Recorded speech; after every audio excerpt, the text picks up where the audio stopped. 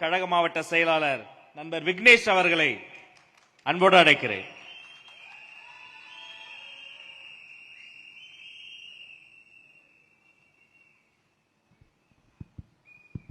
பிறப்புக்கும் எல்லா உயிர்க்கும் என்ற கோட்பாட்டோடு தமிழக வெற்றி கழகத்தை துவங்கிய தமிழக வெற்றி கழகத்தின் தலைவர் என்னோட அண்ணன் தளபதி அவர்களுக்கும், நம்மை எல்லாம் சிற்பியாக இருந்து செதுக்கிக் கொண்டிருக்கும் கழகத்தின் பொதுச் செயலாளர் என் ஆனந்தண்ணன் அவர்களுக்கும் மற்றும் கழக மேடையில் அமைந்திருக்கும் கழக முன்னோடிகளுக்கும், தளபதியின் சொல்லை செயலாக செயல்படுத்தக்கூடிய செயல் வீரர்களுக்கும் என்னோட வணக்கத்தை தெரிவித்துக் கொள்கிறேன். அதாவது எல்லாம் சொன்ன மாதிரி காவலர்கள் அடிக்கிற விசில்ல எப்படி திருடர்கள்லாம் அலறி அடிச்சு ஓடுறாங்களோ அந்த மாதிரி நம்ம அடிக்க போற விசில்ல இந்த திருட்டு அரசியல்வாதிகள், ஊழல் அரசியல்வாதிகள் எல்லாம் அலறி அடிச்சு ஓட போறாங்க.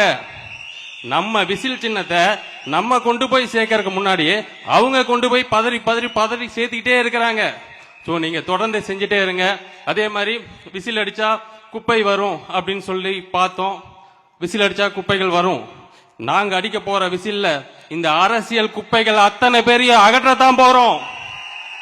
அதே மாதிரி தலைவர் சொன்ன மாதிரி ஈர்க்குச்சி என்று நம்மை எண்ணும் போருக்கு தீக்குச்சி என்று சொல்லி உரசி காட்டு அப்படின்னு சொல்லி நம்ம ஒரு பாட்டுல சொல்லியிருப்பாரு. உண்மையாலுமே நாங்க எல்லாருமே தீக்குச்சிகள் தானா?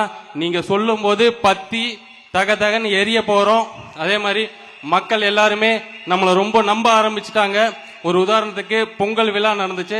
அப்ப எங்களோட பகுதியில் கிணத்துக்கடவு பகுதியில் ஒரு விழாக்கு நாங்க போய் பரிசு கொடுக்கறதுக்காக போகும்போது அந்த பகுதியில் இருக்க மக்கள் எல்லாம் அந்த பகுதி பிரச்சனையை சொல்லணும்னு சொல்லி கேட்டாங்க. அப்போ நம்ம கேட்டோம், இது இங்க இருக்கிற கவுன்சிலர் எம்எல்ஏ எல்லாம் சொல்லணும்ல அப்படின்னாங்க. கிட்டத்தட்ட 5 வருஷம் ஆச்சு. இந்த பக்கம் அவங்க வரவும் இல்லை, நாங்க பார்க்கவும் இல்லை. இனி நாங்க அடுத்து ஓட்டு போடுறது தளபதிக்கு மட்டும்தான். அதனால இப்பவே முன்னாடியே எங்க பிரச்சனையெல்லாம் அவங்க கிட்ட சொல்றோம். நீங்க தான் இதெல்லாம் செஞ்சு கொடுக்கணும்னு சொன்னாங்க. அவங்க கிட்ட உறுதியா சொல்லிட்டு வந்திருக்கோம். 2026ல என் தலைவரோட ஆட்சியில உங்க பிரச்சனை மட்டும் இல்ல, 234 தொகுதியில் இருக்க பிரச்சனைகளையும் செய்வோம் அப்படிங்கறதுதான். அதே மாதிரி எனக்கு இந்த வாய்ப்பு, உண்மையாலுமே மாவட்ட செயலாளர்ங்கிறது ரொம்ப பெரிய பொறுப்பு அப்படிங்கறத சமீபத்தில் தான் தெரிஞ்சுக்கிட்டோம்.